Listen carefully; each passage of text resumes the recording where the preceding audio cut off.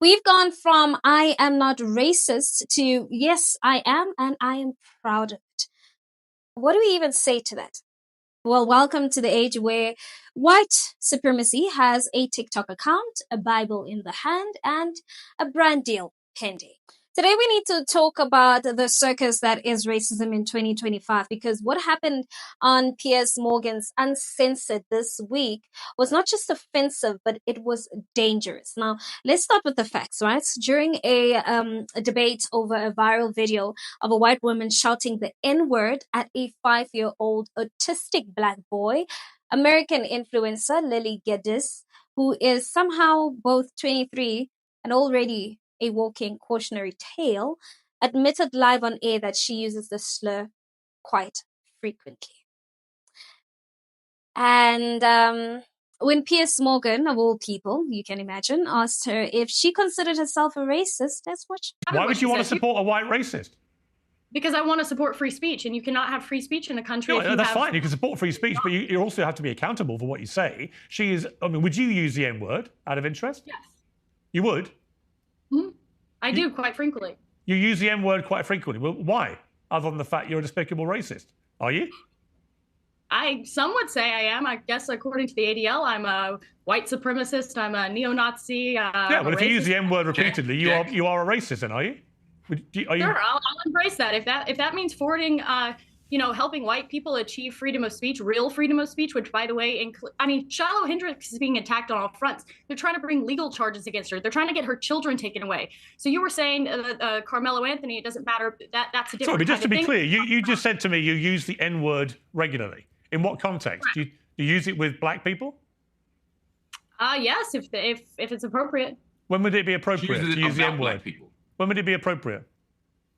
Anytime I feel like it. So you're an unashamed racist?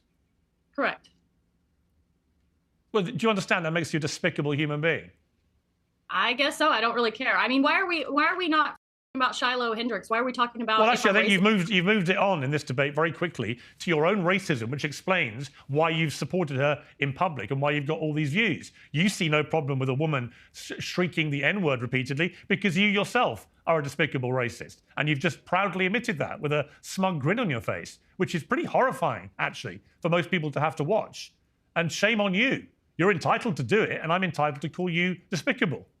I mean, imagine being so deeply committed to white supremacy that you admit on live TV that you're racist and then frame it as a noble act of patriotism.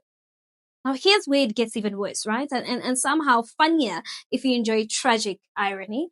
This is the same Lily who was fired just last year from a home healthcare job for casually using the N-word on TikTok. Her response back then? I'll quote it for you. She said, "Thanks, Black community, for helping launch my conservative media career. You all played your role well, like the puppets you are." Everybody I know who's married right now, they're married to broke out. And they don't care. We don't give a f about your money. I couldn't care less about your money, okay?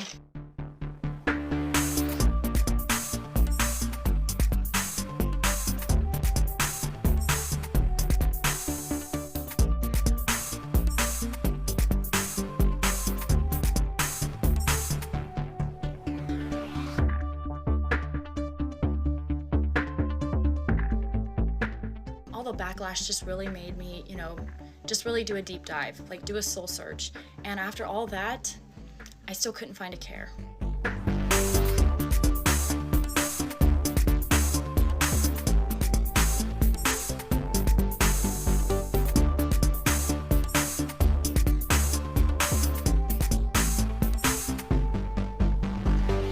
You see what's happening here, don't you? This is no longer about slips of the tongue. This is strategic, performative racism, and it's clickbait for racists. It's weaponized ignorance dressed in pearls and tradwife aprons. And for those of you who are unfamiliar with the tradwife movement, it is actually a retrograde fantasy where white women cosplay 1950s housewives, which is cooking, cleaning, and dressing for their husbands, and now apparently sprouting racism for clout. And let me tell you, I never thought I'd say this, but even Piers Morgan looked uncomfortable, and that's how bad it was. I personally know what racism looks like up close. I know its history, seen its cost in blood and land and language. So when I see young white influencers in the West parading around like racism is just another quirky personality trait, they're not only being offensive, but they're being quite reckless, if you ask me. Because here's the thing. We are at a point where racists are no longer hiding. They're loud, they're proud, and they're being rewarded for it.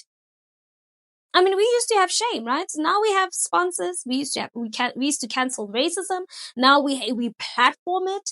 The sad part is Lily Geddes didn't lose her job and learn a lesson. She lost her job and gained followers. Because in today's twisted media ecosystem, hatred sells. And we need to ask ourselves, who's buying? We've replaced the culture of accountability with applause for hatred. And what gets lost in the noise is the humanity of the people targeted, like the 5-year-old black boy. Let's say his name. Let's remember his trauma. Because while we laugh at the absurdity of Lily's performance, a child's dignity was shattered on camera, and that's not funny. Now, let me end by saying this. Racism is not a tradition. It is not content. It is not freedom. And to the black community, whether you're in Atlanta or Ghana or Cape Town or Chicago, you're not a prop in someone else's play. You're not a launch pad for hate careers, and you deserve more than to be someone else's villain just to sell ads. Let's continue the conversation in the comment section. I would really like to hear what your thoughts are on this. And while you're at it, don't forget to give this video a thumbs up.